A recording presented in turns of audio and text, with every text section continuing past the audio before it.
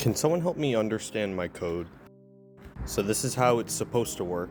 I have a C++ script that grabs a chunk of height data from a larger array of height float values. And the image driving the clipmap gets updated every time the clipmap moves. This is what I would expect the working code to look like. Here we set it as a tool script so it works in the editor and set up all of our variables for the script. Here we set the mesh scale and material parameters. Here's where we make the clipmap snap to the player position as the player moves around the world. And then we call this function, update height texture, every time it snaps. We get our chunk data by calling my C++ function, getChunkHeightData, which takes a vector2 for the world origin position of our clipmap, and then the x and y size of our clipmap in world space.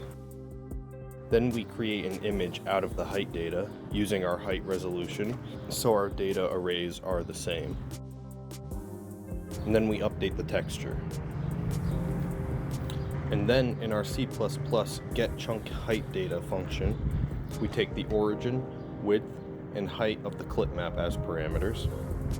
We make an empty array for our result, check to see if we've already loaded the height data array from disk into memory, get the size of our height data array, and then our chunk height and width with the resolution value factored in.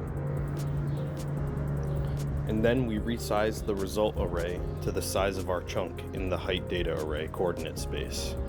And then we iterate through our rows, and then each element in the row.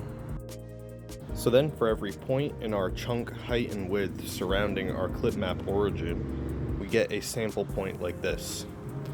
For sample point x, we take origin.x divided by the height resolution, and then add our x integer, which starts iterating at 0, minus 1/2 of the chunk width. And then we set all out of bounds values to sea level, which is 0. Then we get the index position for our height array and set the value in our chunk result array. And then we just return the result. So here's my problem. This is the result of this code. You'll notice that my world image does not stay in the same place and moves around. You also might notice that the image that gets created is correct, but it appears at the wrong rotation. So it looks like the image is moving around.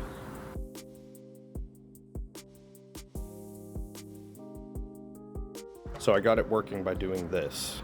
I swapped origin.z and origin.x to basically rotate the data, and negated origin.x to mirror the data. But that wasn't enough. In my getChunkHeightData array function in C++, I also had to subtract x minus chunk width times 0.5 from the origin for the sample point instead of adding it. And that's what gives me this result, which is what I want.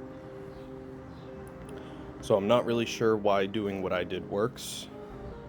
I think it has something to do with the way axes are treated in the images versus in my chunk logic, but I can't figure out how, where, or why.